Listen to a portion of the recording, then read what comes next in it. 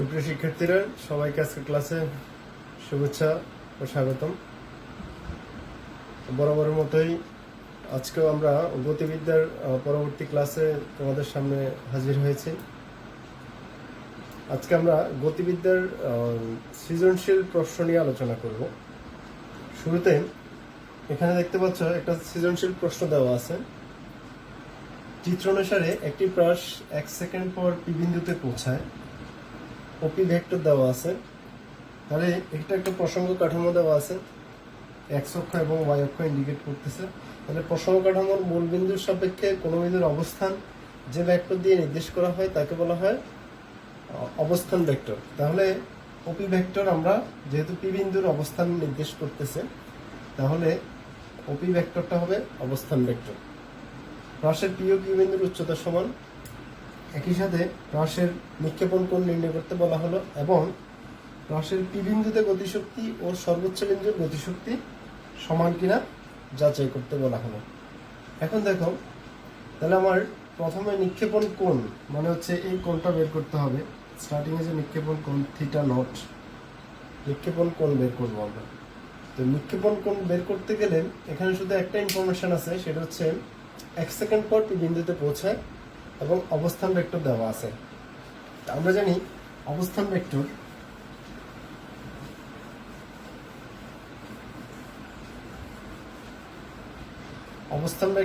R is equal to আমরা জানি X I plus Y J. তাহলে এই অবস্থান ভেক্টর ওপি ভেক্টরের সাথে যদি আমরা কম্পেয়ার করি, তাহলে আমরা পাচ্ছি ওপি ভেক্টর এখানে দেওয়া আছে 10i প্লাস 12j। তাহলে এই দুটা তুলনা করলে আমরা পাই x is equal to 10 meter, y is equal to 12 meter. এই দুটো ইনফরমেশন আমাদের কাজে লাগবে।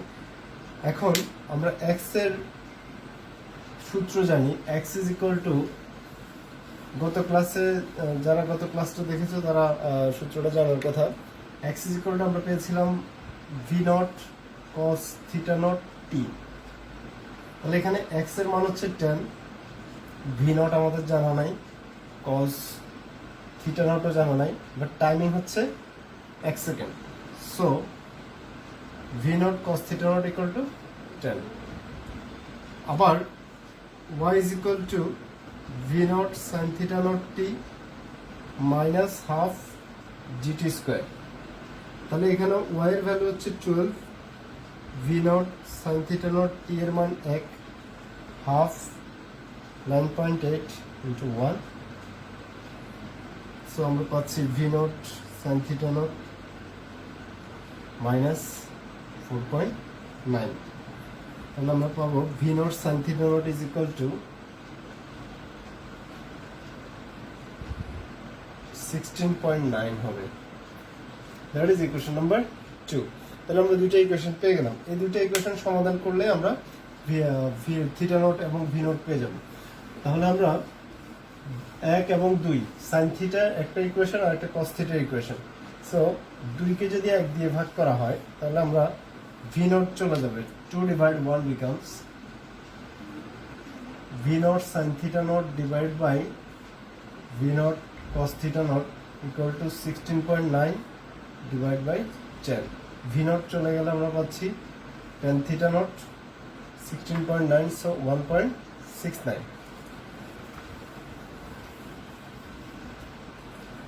here theta naught is equal to tan inverse 1.69। আমরা পাচ্ছি 1.69 shift tan inverse answer 59.4 degree, that's answer। তাহলে আমরা নিক্ষেপণ কোণ বের করতে পারি। তাহলে খেয়াল করবো, যদি মূল বিন্দুর সাপেক্ষে কোনো বিন্দুর অবস্থান দেওয়া থাকে, তাহলে সেটা অবস্থান ভেক্টর আমরা নির্দেশ করে ওই অংশটা সমাধান করতে পারি। এবার দেখবে,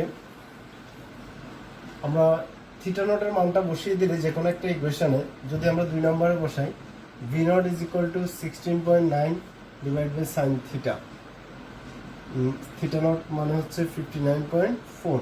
তাহলে আমরা ভি নট পেয়ে যাব sine 59.4, 16.9 divide answer. So V naught 19.63 meter per second. তাহলে আমরা ভি নট পেয়ে গেলাম, আমাদের পরবর্তী ম্যাথে ভি নটটা লাগবে। তাহলে আমরা ভি নট পেলাম 16 পয়েন্ট, আমি পাশে ইনফরমেশনগুলো লিখে রাখি, 19.63, আর থিটা নট হচ্ছে 59.4 ডিগ্রি। তাহলে আমরা পরবর্তী ম্যাথে যদি যাই, পরবর্তী ম্যাথে বলা হচ্ছে পি বিন্দুর গতিশক্তি এবং সর্বোচ্চ বিন্দুর গতিশক্তি। আমরা জানি গতিশক্তির সমীকরণ ইকে সমান হাফ এম ভি স্কোয়ার। তাহলে এম এখানে জানা নেই, এম আমাদের দুইটা ইকুয়েশন আসলে ভাগ করে দিলে এম চলে যাবে, ভি লাগবে, বেগ জানা লাগবে। তাহলে গতিশক্তি বের করতে হলে আমার বেগের ওই অবস্থানে বেগ বের করতে হবে। তাহলে পি বিন্দুতে পৌঁছানোর টাইমিংটা দেওয়া আছে, তাহলে আমরা টাইমিং যেহেতু জানা আছে, আমরা ভি নট থিটা নট জানি, তাহলে পি বিন্দুতে বেগের অনুভূমিক উপাংশ, অনুভূমিক উপাংশ আমরা অনুভূমিক উপাংশের সূত্র জানি, v x is equal to v nought cos theta nought. So V naught 19.63 cos 59.4। আমরা যদি হিসাব করি 19.6 cos 59.4, so 9.98 metre per second. P বিন্দুতে বেগের উলম্ব উপাংশ, উলম্ব উপাংশ আমরা পাবো v y, v not sine theta nought minus g t. তাহলে v not sine theta nought minus g t আমরা যদি এখানে ভ্যালুগুলো বসাই দিই, 19.63 sine 59.4 minus 9.8 Times 1, 19.63 sine 59.4 minus 9.8, আমরা পাচ্ছি 7.096 মিটার পার সেকেন্ড। এখন বেগ, পি বিন্দুতে বেগ v is equal to root over vx square plus va square। এই দুটো ভ্যালু যদি আমরা স্কোয়ার করে দিই, 9.98 square plus 7.096 square, root answer. তাহলে 12.24 v is equal to 12.24 পেলাম। তাহলে ek is equal to half m v square, তাহলে half m into 12.24 whole square. তাহলে একটা ইকুয়েশন পেলাম আমরা পি বিন্দুতে গতিশক্তি। এখন সর্বোচ্চ বিন্দুতে গতিশক্তি বের করতে বলা হচ্ছে, তাহলে সর্বোচ্চ বিন্দুতে বেগ বের করতে হবে। তাহলে সর্বোচ্চ বিন্দুতে পৌঁছাতে যে সময় লাগে, সর্বোচ্চ বিন্দুতে পৌঁছানোর সময় হচ্ছে বিচরণকালের অর্ধেক। সর্বোচ্চ বিন্দুতে পৌঁছানোর সময় small t is equal to হবে ক্যাপিটাল টি বাই 2, মানে বিচরণকালের অর্ধেক সময় লাগবে। তাহলে 2v nought sine theta nought by 2 g, তাহলে আমরা পাচ্ছি v nought sine theta nought by g. এখানে যদি আমরা সর্বোচ্চ বিন্দুর হিসাবটা করে ফেলি,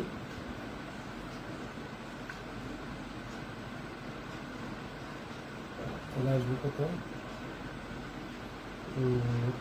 19.63 sin 59.4 divided 9.8, 1.72 সেকেন্ড। তাহলে 1.72 সেকেন্ড পর vx বের করতে হবে, 1.72 সেকেন্ড পর vy বের করতে হবে। তাহলে দুইটা ইকুয়েশন পাবো, vx এর তো কোনো পরিবর্তন হবে না, v not cos theta not, তাহলে 19.63 cos 59.4, 19.63 cos 59.4, 9.99। তারপরে হচ্ছে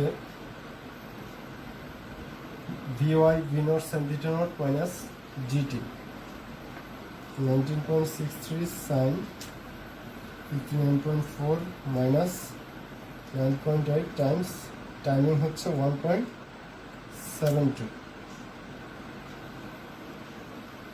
0.04 আসতেছে। তাহলে সরি, এটা আমাদের না করলেও চলবে, বিকজ সর্বোচ্চ বিন্দুতে যদি আমরা হিসাব করি এখানে 0.04টা অ্যাভয়েড করতে পারি। সর্বোচ্চ বিন্দুতে vy0, কারণ সর্বোচ্চ বিন্দুতে বেগের উলম্ব উপাংশ থাকবে না, যেহেতু এটা ম্যাক্সিমাম হাইটে পৌঁছায় গেলে তাই এটা জিরোর কাছাকাছি আসে। তাহলে আমরা ভি বের করতে পারি √vx² প্লাস vy²। তাহলে vx এর ভ্যালু তো আমরা জানি 9.99 হোল স্কয়ার প্লাস 0, সো 9.99 মানে f(10). তাহলে আমরা গতিশক্তি লিখতে পারি E K prime half m v prime square, এটাকে ভি প্রাইম ধরি। তাহলে হাফ এম ভি প্রাইমের ভ্যালু হচ্ছে 9.99 হোল স্কয়ার। তাহলে এখন আমরা দুইটা ইকুয়েশনকে ভাগ করতে পারি, ইকে ডিভাইড বাই ইকে প্রাইম। তাহলে আমার এখানে হাফ এম চলে যাবে, তাহলে থাকবে 12.24 square divide by 9.99 square, 12.24 square divide 9.99 square, এটা 1.50। তাহলে E K divide by E K prime, so E K is equal to 1.5 E K prime. তাহলে E K nought is equal E K prime, মনে হচ্ছে পি বিন্দুর গতিশক্তি এবং সর্বোচ্চ বিন্দুর গতিশক্তি সমান নয়। মানে একটা আরেকটার পি বিন্দুর গতিশক্তি হচ্ছে সর্বোচ্চ বিন্দুর গতিশক্তির 1.5 গুণ। তাহলে এভাবে সমাধানগুলো করতে পারো। আমরা এখন আরো একটা সৃজনশীল প্রশ্নে যাব।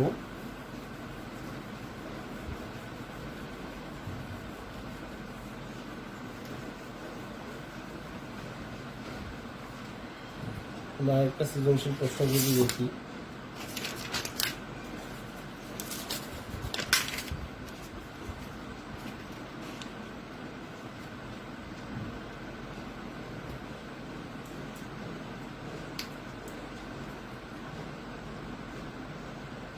একজন গলফ খেলোয়াড়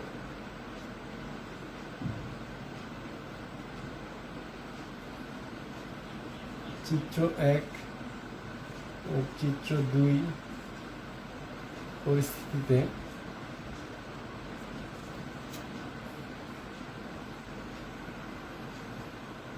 বল গর্তে ফেলার জন্য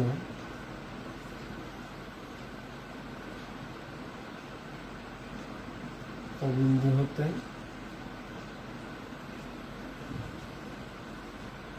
বলকে আঘাত করলো। তাহলে আমরা দুটো চিত্র এখানে দেখব।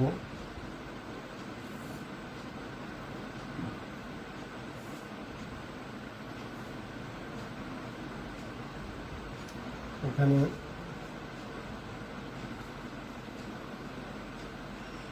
মাঝখানে একটা গাছ দেওয়া আছে, গাছের হাইট হচ্ছে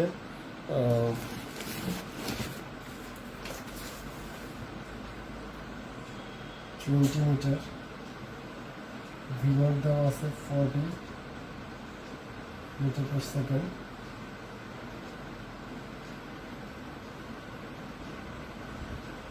এখানে হচ্ছে গর্ত দেওয়া আছে, তাহলে এখান থেকে গাছের ডিস্টেন্স হচ্ছে 30 মিটার, এখান থেকে গর্তের ডিস্টেন্স হচ্ছে 160 মিটার। তাহলে একটা চিত্র গেল। আমরা আরেকটা চিত্র যদি দেখি,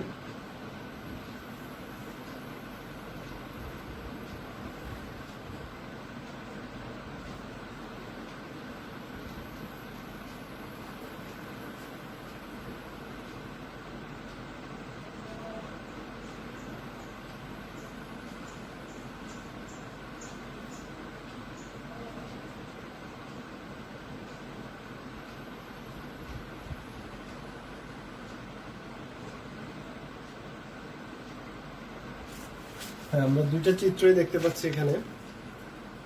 দুইটা চিত্র 1 এবং চিত্র 2, খেয়াল করো।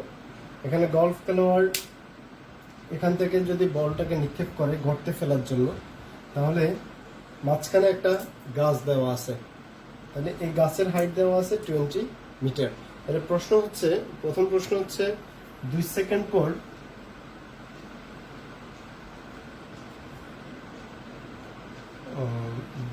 বলের অনুভূমিকের সাথে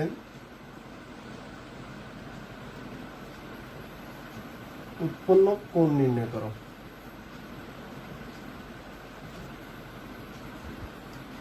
দ্বিতীয় প্রশ্ন হচ্ছে কোন চিত্রানুসারে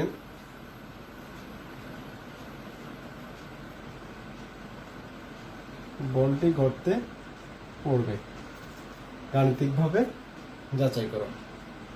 তাহলে দেখো, প্রথমে 2 সেকেন্ড পর বলের অনুভূমিকের সাথে উৎপন্ন কোণ, আমরা জানি অনুভূমিকের সাথে উৎপন্ন কোণ যদি থিটা হয় তাহলে এখানে tan theta is equal to vy divided by vx। তাহলে আমাকে vy এবং vx বের করতে হবে 2 সেকেন্ড পর। তাহলে আমরা যদি vx এবং vy বের করি, আমরা জানি vx is equal to v naught cos theta naught, v naught 40 cos 45, vy v naught sin theta naught minus gt। তাহলে 40 sin 45 minus 9.8 times 2।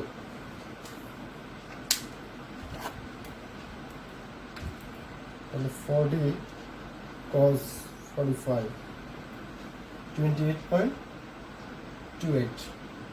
তোমরা হিসাবটা তারপর নিজেরা একটু চেক করে নিবে, আমার হয়তো যদি কোনো মিস্টেক থাকতে পারে।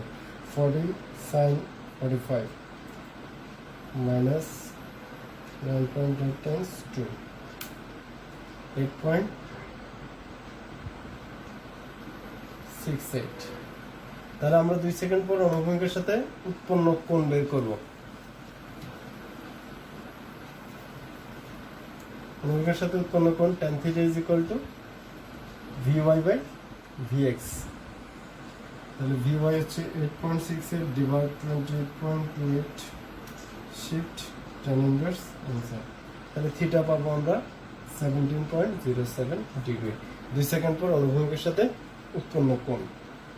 এখন দ্বিতীয় প্রশ্ন দেখো, দ্বিতীয় প্রশ্ন হচ্ছে কোন চিত্র অনুসারে বলটি গর্তে পড়ার সম্ভাবনা আছে বা গর্তে পড়বে। তাহলে এখানে আগে আমাকে এখানে একটা ইনফরমেশন আমি দিতে খেয়াল ছিল না, সেটা হচ্ছে জি এর ভ্যালু 10 ধরতে হবে। এখানে 10 ধরলে তাহলে অঙ্কটাতে একটু ডিফারেন্ট ওয়েতে করতে হবে। যেহেতু আমরা এটা করে ফেলছি, তোমরা এটা 10 দিয়ে করবে। 10 দিয়ে করলে একই প্রসেসে যা আসে ওটাই অ্যান্সার। তাহলে আমরা জি যদি 10 ধরি, তাহলে খেয়াল করবে এখানে প্রথমে গর্তে পড়বে কিনা এটা আমরা বলের রেঞ্জ বের করলে পারলাম যে এটা কোন জায়গায় গিয়ে পড়বে।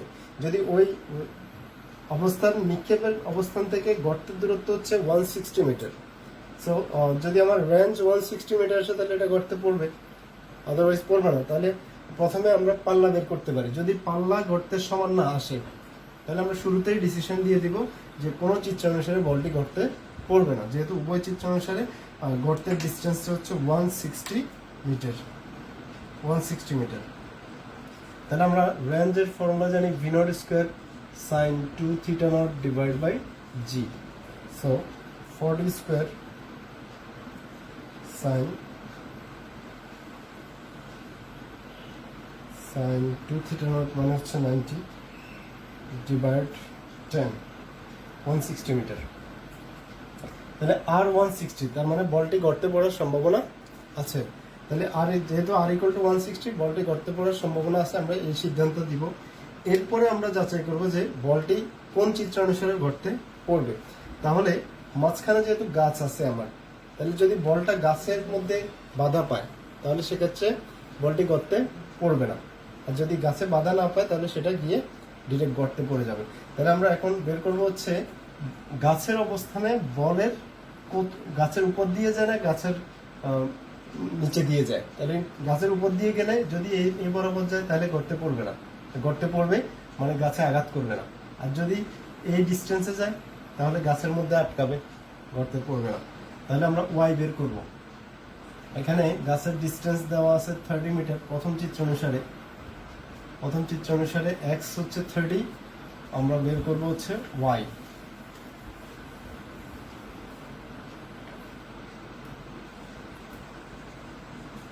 y is equal to x tan theta naught minus gx square by 2 v naught square cos square theta naught। এই ফর্মুলা দিয়ে আমরা একবারেই বের করতে পারি। আর যদি তোমরা এটা দিতে প্রবলেম হয় তাহলে প্রথমে x is equal to v naught cos theta naught t, এখান থেকে t বের করে নিবে যদি বড় সূত্রটা দিতে প্রবলেম হয়। t বের করার পরে আমরা y বের করব, y is equal to v naught sin theta naught t minus half dt square। এভাবে করলেও তোমার ম্যাথ ঠিক আছে। তাহলে আমরা x বের থেকে টাইমিং বের করব, টাইমিং বের করে y বের করব, y বের করে দেখবো যে এটা y যদি গ্রেটার দেন 20 মিটার হয়, গাছের হাইট হচ্ছে 20 মিটার, তাহলে গাছে আঘাত করবে না, উপর দিয়ে গিয়ে গর্তে পড়বে।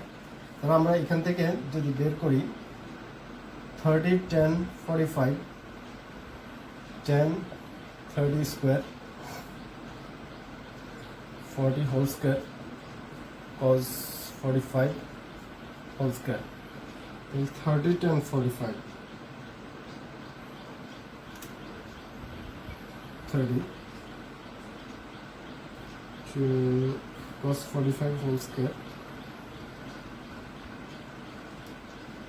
times 40 square times 2 10 times 900 divide answer, then 5.625 30 minus answer 24.375। তাহলে প্রথম চিত্র অনুসারে বলটা যায় হচ্ছে 24.375 মিটার উপর দিয়ে, তার মানে প্রথম চিত্র অনুসারে বলটি গর্তে পড়বে বিকজ অফ গাছের হাইট দেওয়া আছে 20 মিটার। তাহলে এটা y, যেহেতু y গ্রেটার দেন 20 মিটার, সুতরাং বলটি প্রথম চিত্র অনুসারে গর্তে পড়বে। এখন আমরা দ্বিতীয় চিত্রটা যদি হিসাব করি, দ্বিতীয় চিত্রে আমার x হচ্ছে 100 মিটার, শুধু এখানে xটা চেঞ্জ হবে, বাকি সব ঠিক থাকবে, এখানে 100 হবে। তাহলে আমরা 100 দিয়ে যদি হিসাব করি তাহলে কি আসে একটু দেখো।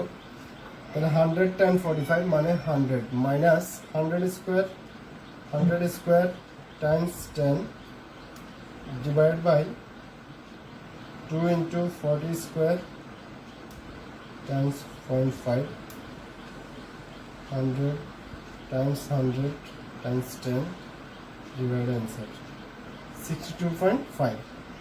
তাহলে 100 মাইনাস অ্যান্সার 37.5। তাহলে দ্বিতীয় চিত্র অনুসারে y গ্রেটার দেন 20, তাহলে দ্বিতীয় চিত্র অনুসারে বলটি গর্তে পড়বে। তাহলে আমরা ফাইনাল ডিসিশনে আসতে পারি, সেটা হচ্ছে উভয় চিত্র অনুসারে বলটি গর্তে পড়বে। তাহলে এইভাবে তোমরা সমাধান করবে। আর যদি আমার প্রথম স্টেপে আমার দেওয়া থাকতো যে বলটি গর্তে পড়বে কিনা, আমরা আর বের করলে আর যদি 160 না আসতো, ধরো সাপোজ আর এর মান আসছে 150 মিটার,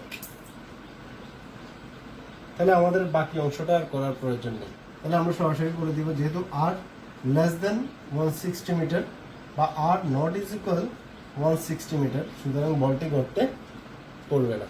তাহলে এখানে আমাদের সিদ্ধান্ত চলে আসবে। আর যদি আর যেহেতু সমান আসছে, তখন গাছের হিসাবটা আমাদের করতে হবে। এখন আমরা গতিবিদ্যার আরেকটা অংশের একটা অংশ দেখাই। আমরা জানি s is equal to vt, তাহলে v is equal to s by t। তাহলে s দ্বারা এখানে বোঝানো হয় সরণ বা দূরত্ব, বা আমরা এটাকে x দিয়েও লিখতে পারি। তাহলে v is equal to x by t ও লেখা যায়। তাহলে অপারেটরের সাহায্যে যদি আমরা লিখি, অপারেটরের সাহায্যে লেখা যায় v is equal to dt of x। তাহলে এখানে সময়টা হচ্ছে আমার অপারেটর, যেহেতু সময়ের সাপেক্ষে বেগের হিসাব করা হয়, তাহলে অবস্থান চেঞ্জ হবে সময়ের সাপেক্ষে। তাহলে সময়টা আমার যদি অপারেটর ধরি, তাহলে v is equal to আমরা পাচ্ছি dt of x। তাহলে ত্বরণ হচ্ছে বেগের পরিবর্তনের হার, তাহলে এই সমান dt of v। তাহলে বেগের পরিবর্তনের হারকে ত্বরণ বলে। তাহলে v কে আমরা এভাবে লিখতে পারি, dt of s দিয়েও লিখতে পারি, যেহেতু s দ্বারা সরল বোঝাচ্ছে, dt of s। অথবা অবস্থান ভেক্টরের পরিবর্তনের হারও হচ্ছে dt of r ভেক্টর দিতে পারি, যদি ভেক্টর ফরম্যাটে লিখি। তাহলে আমরা বেগের পরিবর্তনের হার হচ্ছে ত্বরণ, আর সরণের পরিবর্তন হয় হচ্ছে বেগ। এখন এখান থেকে যদি ফরওয়ার্ড বেসিসে আসে, যেমন সরণ, এরপরে বেগ, এরপরে ত্বরণ। প্রশ্নের সরণ দেওয়া আছে মানে এস ভি এ, সরণ দেওয়া আছে, বেগ বের করতে বলা হলো, হ্যাঁ, বা সরণ দেওয়া আছে, ত্বরণ বের করতে বলা হলো। তাহলে ফরওয়ার্ডের দিকে যাচ্ছে, ফরওয়ার্ডে গেলে এখানে ডিডিটি করবে, মানে ডিফারেন্সিয়েট করতে হবে। আর যদি ব্যাকওয়ার্ডে আসি আমরা, তাহলে ইন্টিগ্রেট করতে হবে, সমাকলন করতে হবে। ফরওয়ার্ডে গেলে ব্যবকলন, ব্যাকওয়ার্ডে আসলে সমাকলন। বিষয়টা একটু ক্লিয়ার করি। যেমন ধরো একটা সরণের ইকুয়েশন দেওয়া আছে, s is equal to suppose 4t square minus 3t, একটা ছোট ইকুয়েশন দিলাম। 2 সেকেন্ড পর বেগ নির্ণয় করো। তাহলে এখানে আমরা জানি v সমান dt of s, s এর ভ্যালু যদি বসাই দিই 4t square minus 3t, তাহলে এখানে অপারেটর t, তাহলে t কে অপারেট করবে, 4 কে অপারেট করবে না। dt of t square minus 3 dt of t, তাহলে 4t square কে অপারেট করলে 2t 2 minus 1, পাওয়ার পাশাপাশি চলে আসবে, পাওয়ার থেকে 1 বিয়োগ হবে, minus 3 dt of t মানে 1, so 8t minus 3। তাহলে 2 সেকেন্ড পর বেগ v is equal to 8 times 2 minus 3, 16 minus 3 is equal to 13 meter per second। 2 second পর বেগ পেয়ে গেলাম। এখন যদি এই ইকুয়েশনটাই, এটা যদি বেগ দেওয়া না থেকে, যদি আমার এটা বেগ দেওয়া আছে, 2 সেকেন্ড পর সরণ নির্ণয় করতে বলা হলো, তাহলে v is equal to হচ্ছে as dt, হ্যাঁ, তাহলে v দেওয়া আছে, আমার সরণ বের করতে হবে। তাহলে ব্যাকওয়ার্ডে আসলো না, বেগ থেকে সরণ উল্টা দিকে করতে হবে। তাহলে উল্টা দিকে করতে গেলেই আমাকে ইন্টিগ্রেট করতে হবে। দেখো একটু, যদি আমরা উল্টা দিকে আসি, আমরা জানি v সমান dt of s, তাহলে আমার বের করতে হবে s, তাহলে ds is equal to v dt, তাহলে integration of ds integration of v dt, ds K integration করলে মোট s পাবো।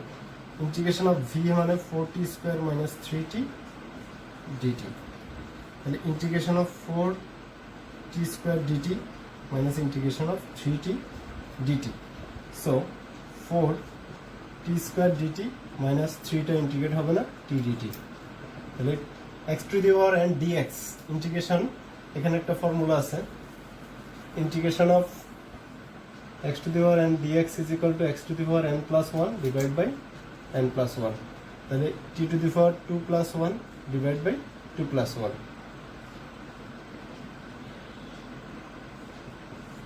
minus 3 t to the power 1 plus 1 divided by 1 plus 1, তাহলে 4 t cube divided by 3, 3 t square divided by 2। এখন আমরা 2 second পর যদি আমরা বের করতে চাই, এখন টাইমিংটা বসাই দেব। আফটার কমপ্লিটিং ইউর ইন্টিগ্রেশন, হ্যাঁ, then you can put the value of t. তাহলে v ইজ ইকুয়াল টু আমরা পাবো s is equal to 4, t এর ভ্যালু হচ্ছে 2, 3 times 2 square divide by 2, 8 by 3, 3 times 4 divide by 2, তাহলে 4 টাইমস 8 what 3, তাহলে 10.67 minus 2, 3 times 6, 10.67 minus 6, 4.67 metre. তাহলে খেয়াল করবে, যেটা বলছিলাম, যদি ফরওয়ার্ড বেসিসে যায়, ফরওয়ার্ডে গেলে ডিফারেন্সিয়েট করবে, আর ব্যাকওয়ার্ডে যদি আসে তাহলে ইন্টিগ্রেট করতে হবে। এটা এমসিকিউতে আসে, খুবই গুরুত্বপূর্ণ। দেখা যাচ্ছে যে ডিফারেন্সিয়েট করলে যে অ্যান্সারটা আসবে, এখানে যদি এটাকে আমরা ডিফারেন্সিয়েট করি, যে অ্যান্সারটা আসবে ওটা অপশনে থাকবে, ভুলবশত সবাই এটাকে সিলেক্ট করে ফেলে এবং অ্যান্সারটা ভুল আসে। সো এই বিষয়টা একটু খুবই গুরুত্বপূর্ণ, কেয়ারফুল থাকবে। তো আমরা পরবর্তী লেসনে অন্য কিছু নিয়ে আলোচনা করব। এই ক্লাসটা তোমরা ভালোভাবে দেখবে। সবাইকে সাথে থাকার জন্য ধন্যবাদ।